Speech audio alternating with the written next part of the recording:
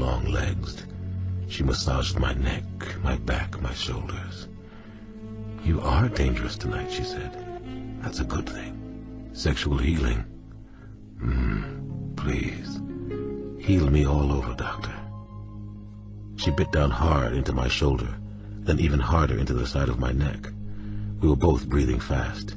She moved against me, then opened her legs for me. I moved inside her. She felt incredibly warm.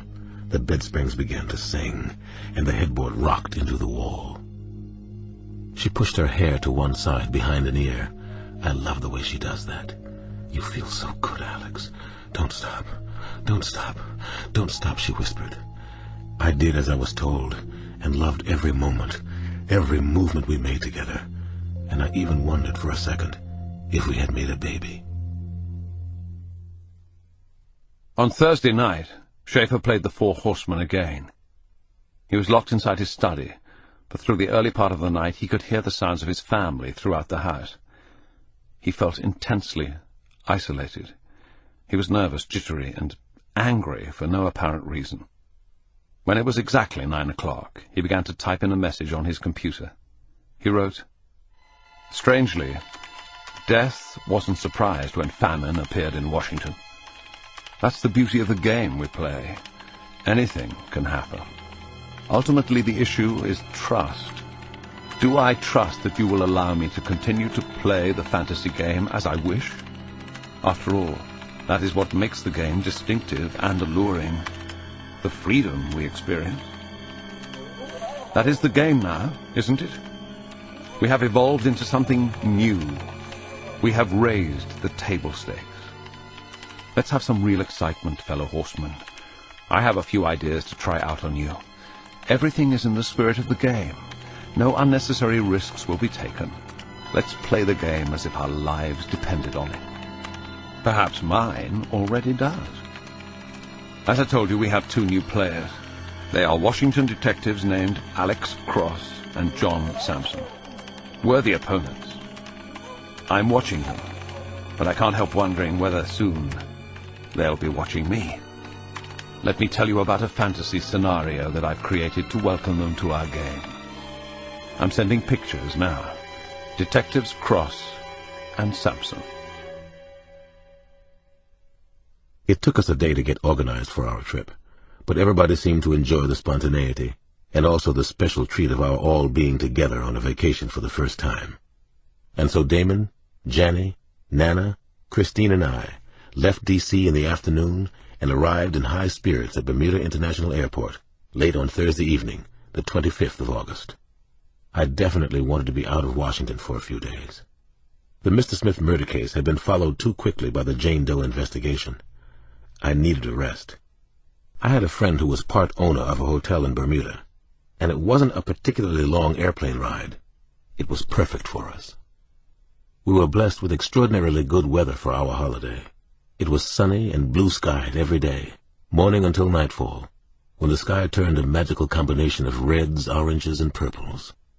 The days belonged to all of us, but especially to the kids. We went swimming and snorkeling at Elbow Beach and Horseshoe Bay, and then raced mopeds along the picturesque Middle and Harbor roads. The nights belonged to Christine and me, and we made the most of them.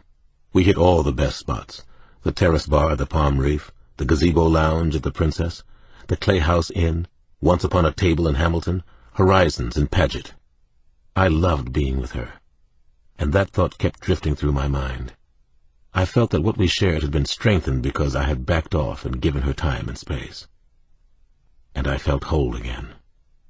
I kept remembering the very first time I had seen her in the schoolyard at Sojourner Truth. She's the one, Alex. That thought still played in my head, too. We sat at the Terrace Bar overlooking the city and harbor of Hamilton. The water was dotted with small islands, white sails, ferries going back and forth to Warwick and Paget. We held hands and couldn't stop staring into each other's eyes.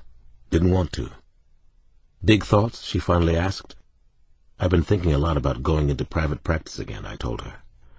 "I think it might be the best thing to do." She stared into my eyes. "I don't want you to do it for me, Alex.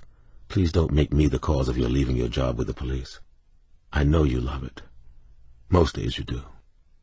The job has been tearing at me lately, Pittman isn't just a difficult boss. I think he's a bad guy. I'm tempted to give the story to Zach Taylor at the Post. People would riot if they knew the truth, which is why I won't give it to the Post." She listened and tried to help, but she didn't push, and I appreciated that.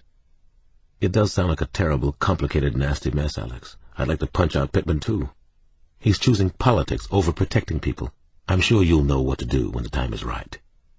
The next morning, I found her walking in the garden with tropical flowers strewn in her hair. She looked radiant, even more than usual, and I fell in love all over again. "There's an old saying I've been hearing since I was a little girl," she told me as I joined her.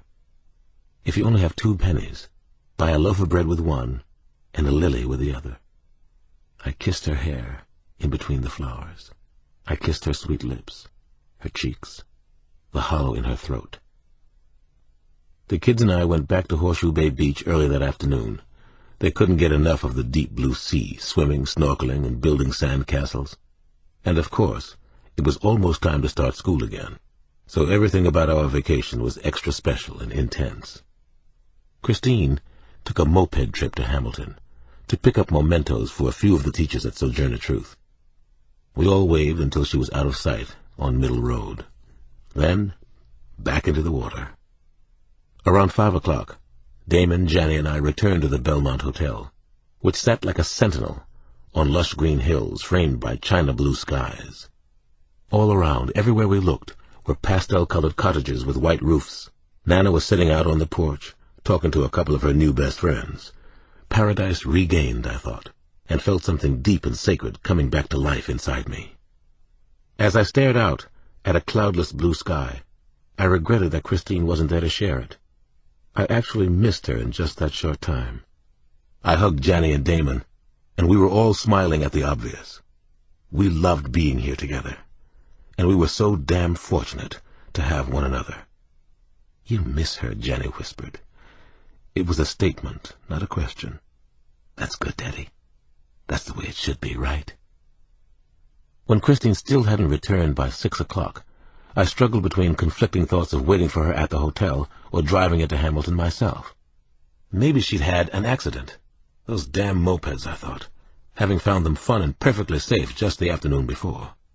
I spotted a tall, slender woman entering through the front gates of the Belmont, walking against a background of hibiscus and oleander.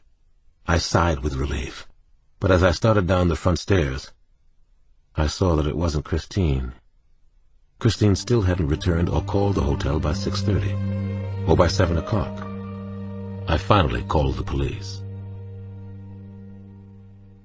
Inspector Patrick Busby from the Hamilton PD arrived at the Belmont Hotel around 7:30. He was a small, balding man, who from a distance looked to be in his late 50s or 60s. As he approached the front porch, though, I could tell he was no more than 40, around the same age as me. He listened to my story, then said that visitors often lost track of time and of themselves in Bermuda. There were also occasional moped accidents on Middle Road. He promised me that Christine would show up soon with a mild road rash or a slightly turned ankle. I wouldn't have any of it. She was always punctual, and at the very least she would have called. I knew that somehow she'd call if she'd had a minor accident, so the inspector and I rode together between the hotel and Hamilton, and then we toured the streets of the capital city, particularly Front and Reed Streets. I was silent and solemn-faced as I stared out of the car, hoping to get a glimpse of Christine shopping on some side street, forgetful of the hour. But we didn't see her anywhere, and she still hadn't called the hotel. When she still hadn't turned up by 9, Inspector Busby reluctantly agreed that Christine might be missing. He asked a lot of questions that showed me that he was a decent cop. He wanted to know if we had any kind of argument or disagreement. "I'm a homicide detective in Washington, D.C., I finally told him. I'd been holding it back because I didn't want this to get territorial. I've been involved with high-profile cases involving mass murderers in the past. I've known some very bad men. There might be a connection, I hope not, but that could be." "I see," Busby said. He was such a precise, neat man, with his thin pencil mustache. He looked more like a fussy school teacher than a cop, more like a psychologist than I did. "Are there any other surprises I should know about, Detective Cross?" he asked. "No, that's it." But you see why I'm worried and why I called you. I'm working on a series of nasty murders in Washington right now. Yes, I see a reason for your concern now. I will put out a missing persons report forthwith. I sighed heavily, then went upstairs and talked to the kids and Nana. I tried my best not to alarm them, but Damon and Janny started to cry. Then Nana did too. We had learned nothing more about Christine or her whereabouts by midnight. Inspector Busby left the hotel at 12:15. He was kind, actually, and considerate enough to give me his home number. He asked me to call right away if I heard from Christine. Then he said my family and I would be in his prayers. At 3, I was still up, pacing my hotel room on the 3rd floor, and doing some praying myself. I had just gotten off the phone with Quantico. The FBI was cross-checking all of my homicide cases to see if anyone I'd investigated had any connection with Bermuda. The Bureau was now concentrating on the current series of unsolved murders in Southeast. The telephone in the room rang, a short burst, at a little past 4 in the morning. My heart was stuck in my throat. My skin crawled. Felt as if it were shrinking and no longer fit my body. I rushed across the room and grabbed the phone before the second ring. My hand was trembling. A strange, muffled voice scared me. You have email. I couldn't think straight. I couldn't think at all. I brought my laptop with me on vacation. Who knows that I have my computer here? Who could know a small detail like that about me? Who's been watching me? Watching us? I yanked open the closet door, grabbed the computer, hooked it up, and logged on. I scrolled down the email to the last message. It was short and very concise. She's safe for now. We have her. The curt, cold message was worse than anything I could imagine. Each word was branded into my brain, repeating over and over. She's safe for now.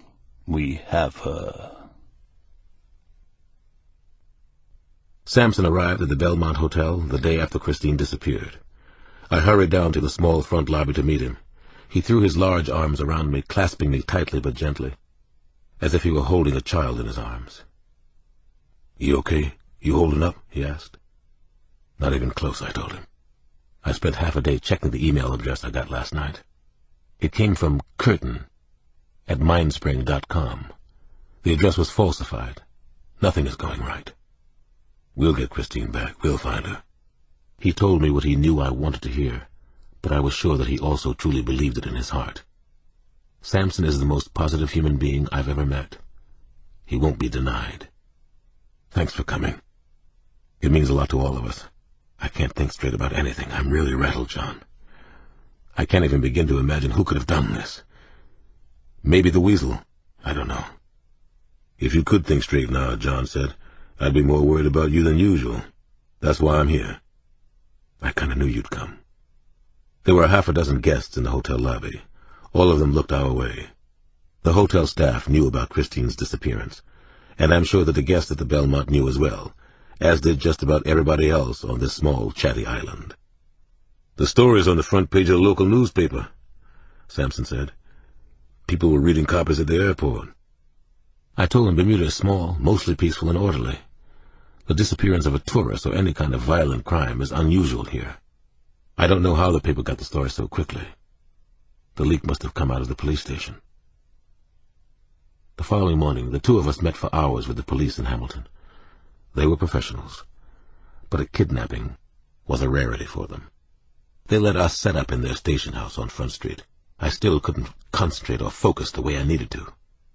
Bermuda is a 21-square-mile island.